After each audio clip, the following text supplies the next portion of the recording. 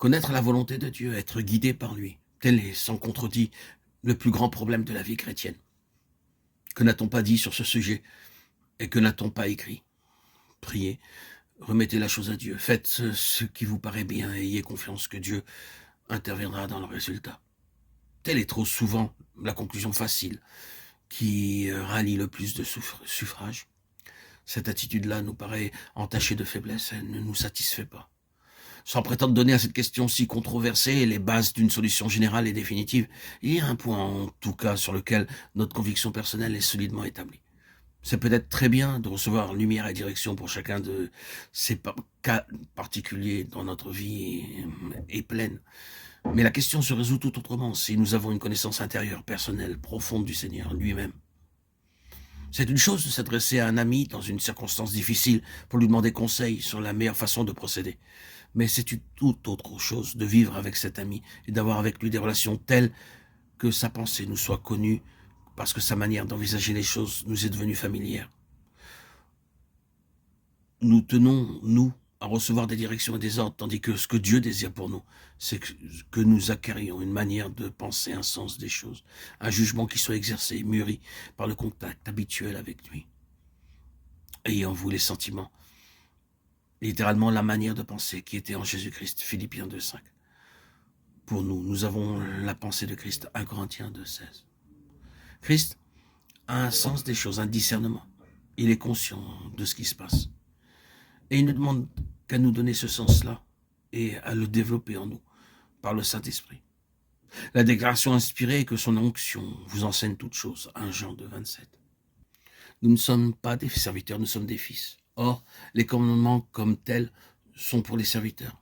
C'est le discernement spontané qui est la part des fils. Bien-aimés de Dieu, comme vous l'aurez sans doute remarqué, et qu'on pourrait de ce fait diviser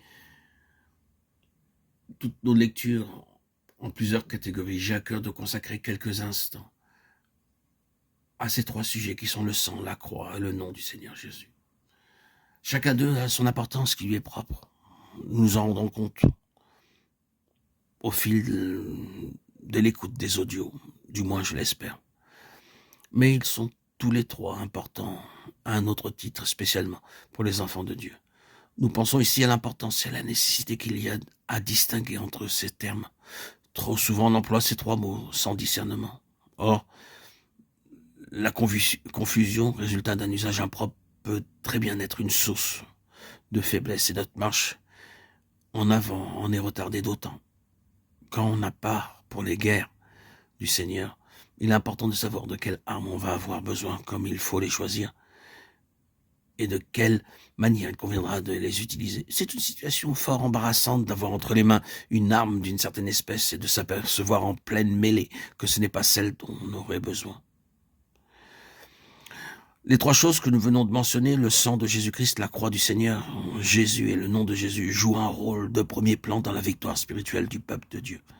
Il est donc essentiel que nous soyons à même de comprendre quelle est la signification spéciale qui s'attache à chacune d'elles et quelle est leur valeur au point de vue pratique. Il est important aussi que les inconvertis connaissent le sens de ces termes, car ils ne sont pas sans remarquer qu'ils reviennent souvent sur les lèvres des chrétiens. Nous n'avons aucun espoir d'épuiser le sujet dans les futurs audios et prochains audios que je vais publier. Nous ne pouvons que l'introduire et l'aborder approximativement. S'il plaît à Dieu, nous pourrons l'étudier de plus près, progressivement.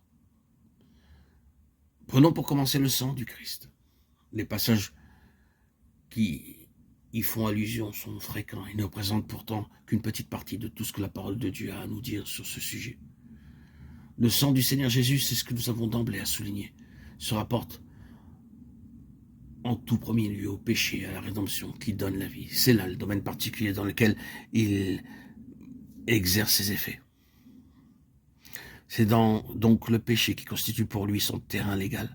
Toutes les prérogatives dont il jouit de plein droit ont pour principe l'état dans lequel l'homme est tombé par son péché. Péché contre Dieu, obéissance à Satan. Le sang donc se rapporte au péché et à tout le terrain légalement occupé par Satan. Condamnation et mort. Tels sont peut-être les mots qui qualifient le mieux cet état de fait. C'est par ces deux mots que l'apôtre, dans les 3 premiers chapitres aux Romains, récapitule sa magnifique argumentation. Après avoir passé tous les siècles en revue, parcouru tous les domaines de l'existence humaine, après avoir tout examiné et tout passé au crible des exigences de Dieu, il finit par tout enfermer sous le péché. Il n'y a pas de juste, non, pas même un seul. Et par l'Esprit, il prononce le verdict. Tous sont sous la condamnation. Et par conséquent, tous sont sous la mort. Ce sont ces deux mots qui représentent le terrain légal qui permet à Satan de tenir la race dans la servitude.